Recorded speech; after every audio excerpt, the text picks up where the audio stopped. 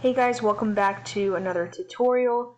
This tutorial is going to be focused on the different types of labeling and how we can edit the annotated labeling if we wish. And then we are going to dive into creating a plant schedule and also how to edit that as well. So we'll just jump right in and start with labeling. So at this point, we have our planting design completed, and now we just need to label and grab some plant counts. So labeling and plant counting is made really simple in Land Effects, which is super nice because plant labeling and counting can get very tedious, especially when you're working on large sites. So up here in the FX Planting tab, we have the labeling, and the default is set to group. So if you ever want to not use the group label, there is single, connecting line, connecting arc, and then some other stuff below. But so if you don't want to utilize the group and you want to just do a single specimen callout, you can do that. If you want to label with a connecting line or arc, you will have to use the drop down and select that. But let's work with the group, and I'll also talk about these other tools here after we label a couple different plants. So let's use the group, and so I'm just going to select, and on the bottom it says select sample plant and group. So I'm going to select, and I'm going to, these are the same, this group is a Chilean mesquite and so is this. So I am going to select, and I left this one out on purpose, and you'll see why, because I want to show you the verify label tab in 1 minute. So here and here we have 36 Chilean mesquites. And if I do the same grouping thing, label for my Desert Museum Palo Verde, I'm going to select, and I'm just going to window over. And so it's important that you realize whichever sample plant you select is where that leader is going to come off of. So honestly, if I were to get rid of this and redo it, I would be more strategic and pick a more central plant and then select like that. And then same thing with this one, I'd probably utilize this middle plant as a leader. Of course, you can always move it, but it's just easier if you can identify that from the start. So we have our plant counts utilizing the group method. If we wanted to come down here and just do a single, you just select the plant and then your leader will come off, and there's our date palm. If I wanted to utilize the connecting line, you just select the first plant and then keep selecting, and then when you're done, press enter, and then again your leader will come off. I'll go this way. Cool. So that's how you use that. The arc is the same concept, so I'm not going to go over that. So let's say, just for the sake of time, that I have what I think all my plants labeled. Obviously, I know I don't have that one labeled, and this is kind of funky. I'm going to relabel this one, just so we can see that I will have a duplicate, because these three are counted in this 36. But I want to show you how to use the verify label. So our verify labels is complete. Unlabeled plants are circled in cyan, and plants labeled more than once are circled in yellow. So as you can see, like I stated before, I did this on purpose to show you that it will circle in yellow because these three are counted on their own, and it's also included in that 36. And it has also let me know that I've forgotten to labeled that single plant over there as well. So I can just deselect the highlight, and then I can go back and fix my labels. So this is really helpful, just so you can kind of QC yourself and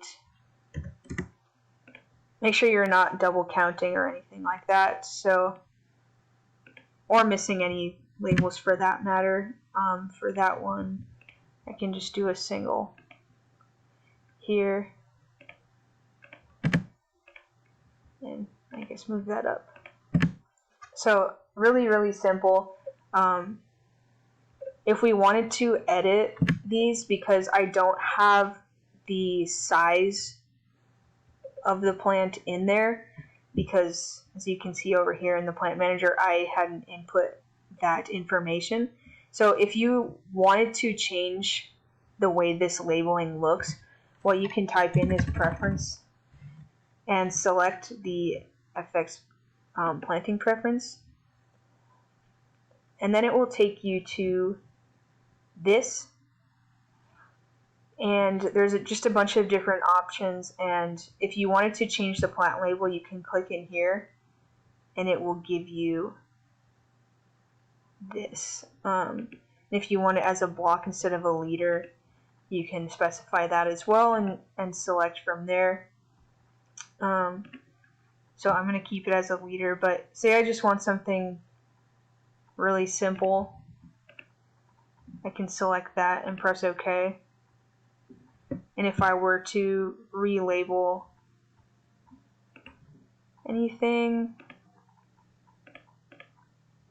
it's going to give me that sort of output with just the code name and the quantity.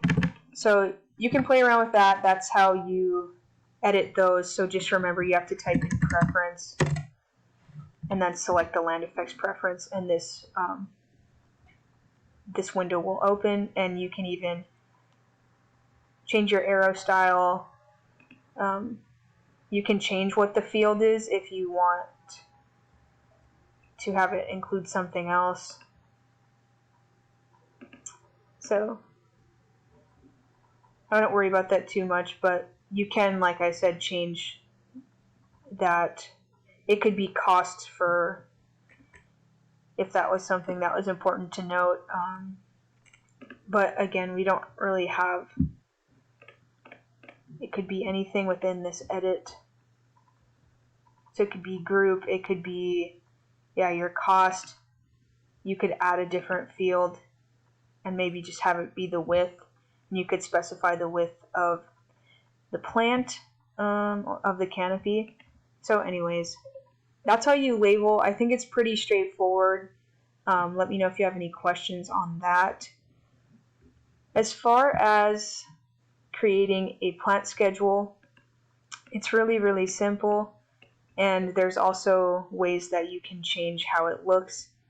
As you can see, I've already done one here, and I've actually edited it and changed how I wanted it to appear. So let's say we have all, and you don't need to label for the plant schedule to give you counts. It will give you counts on this whole, within this whole file. So if we want to make a plant schedule, I'm just going to go to planting, click plant schedule. I am not going to regenerate the existing schedule, but that won't pop up for you. So here are all your options. I'm going to uncheck. I don't want the remarks to be in there because I didn't write anything in the remarks within here. I don't want to include the cost. You can change where you want the quantity to show up. So over here, I can't zoom in because I'm in this window, but you can see my quantities are on the right side of the plant names. You can change that so the quantity can come before the name. You can have the symbols come in to scale on your plant schedule. We don't have any concept plants. You can also change how you have the common name. You can sort by botanic name, common, or code. And then if you were to input any more information within here, you would be able to add those and have those reflected in the plant schedule as well as separate columns. So again, we don't have anything for shrub area, so I'm just going to uncheck that. Not that it would show up anyways, but you can have where the tree just shows up by symbol, by code, or by both, or none. I don't know why you would do none, but anyways, you could do scientific and then common name, common and then scientific. There's different ways of writing it. These you would have 2 rows, scientific over common name or common name over scientific name. Or you can just choose to do the scientific name only or show the common name only.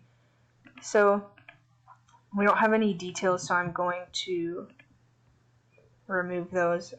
Since this is unchecked, I don't really need to uncheck anything here. It's not going to show up anyways.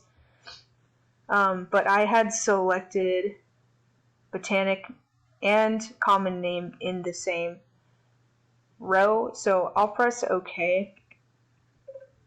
And after I press OK, it just needs me to select the upper left corner of the plant schedule. And OK. That's it. It even gave us the square footages for the ground covers with our hydro seed and different turf areas, so that's super nice. And this comes in as a block, so we can go into the block editor, we can edit all of this stuff. I can take out the sizing if I don't have caliper or like potting requirements. So you can go in and edit that, and you can see how these are staggered. You can see that my quantities are to the right of my codes and my plant names, and then you can see that I have scientific and then my common name. If you wanted to edit that, like I said, we can just regenerate. So in this one, I've actually went in and removed the sizing column. And then this one is where I actually changed it up to have the common name over the scientific name. And again, we have staggered plantings, but so if I wanted to go in here, no, I'm just going to create a new schedule. I can change this to common over botanical. And if I only wanted the code, let's say, I'd have to go in and change the codes and press OK and select. So we get a lot more compact because we don't have the symbols. Again, we can remove the sizing if we don't have that noted within our plant schedule, like we don't here. But we could fill this in if we had preferences for that or requirements we had to fill. So again, we get rid of the symbol. You can do symbol instead of code. Just make sure it's transparent between your plants, what is shown on the plan, and make sure that correlates with what is reflected on the plant schedule. So I think that's about it for this tutorial. I hope this was helpful. Again, it's just a lot of setting your own preferences in terms of how you want your labels looking, how you want your plant schedule to look. There's a lot of different iterations. So hope this was helpful. I will see you in the next one.